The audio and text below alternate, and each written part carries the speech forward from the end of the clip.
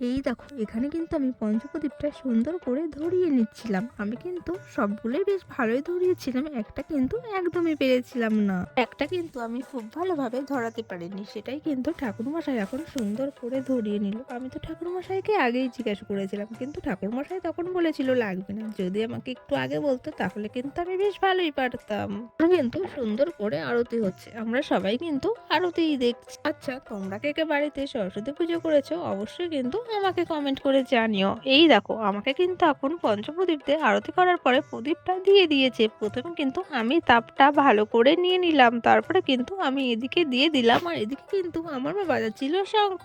আচ্ছা, তোমরা কে কে কাসর বাজাতে ভালোবাসো অবশ্যই কিন্তু আমাকে কমেন্ট করে জানিও। আমার তো বেশ ভালোই লাগে, সেই জন্য কিন্তু কাসরটা আমিই বাজাচ্ছিলাম। আচ্ছা, আমার মতন তোমরা কে কে কাসর বাজাতে ভালোবাসো অবশ্যই কমেন্ট করে জানিও। চলো আমি ততক্ষণে কাসর বাজাই, তোমরা ততক্ষণে চ্যানেলটি সাবস্ক্রাইব করে দাও।